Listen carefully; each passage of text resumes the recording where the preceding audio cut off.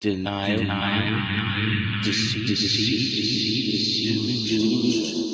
We try to stay in our lane here and just do stories about black crime in America and how it's so wildly out of proportion. But every once in a while, especially lately, we've been getting a lot of stories out of Australia where we see the exact same thing, not just the violence, but also the denial, deceit, and delusion. You're going to see a story here, a guy who probably thinks he's doing a hard-hitting story. Listen, this is like a 2 or 3 minute story.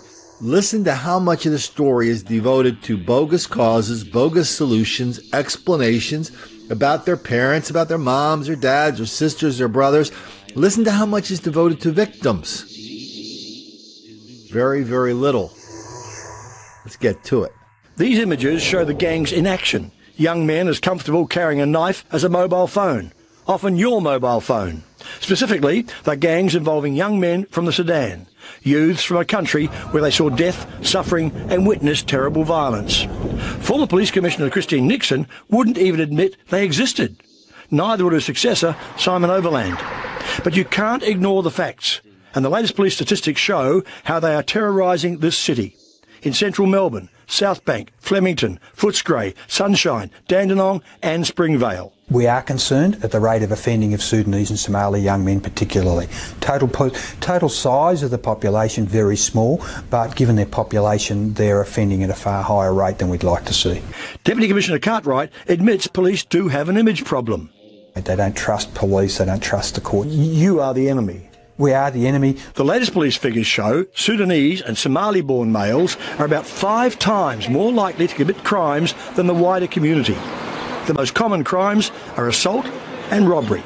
African community leaders, they know what's happening out there on the streets. Let's be clear here. Any crime is crime and should not be tolerated. Dr. Ahmed told me jobs are the key. They commit a crime, they go to jail, they come out, they couldn't get a job in the first place, they won't get a job now. Exactly. And that creates what?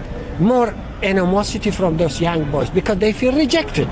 The Salvation Army is also on the front line in the fight against gangs, even using African-born counsellors who head out each Friday and Saturday night. But senior Salvos admit they've been shocked by the experience. The really frightening things for me personally was seeing the level of anger and even hatred in some cases that some of the young African youth carried. The bigger problem for us is their background and where they've come from or where their parents have come from, total distrust of authority, with good reason. I just want to stress this is not about racism. This is about gangs. And as a judge said recently, people are scared to even travel on our trains. It has to stop. So you have large groups of black people roaming these areas, and you send out these, they're doing really nasty business on the people down there. They're throwing stuff at them. They're hurting people. They're robbing people. They're killing people. Please, sir, I want some more. Let's send the Salvation Army out there in yellow jackets to talk to them. Really? Anybody going to jail? Doesn't sound like it.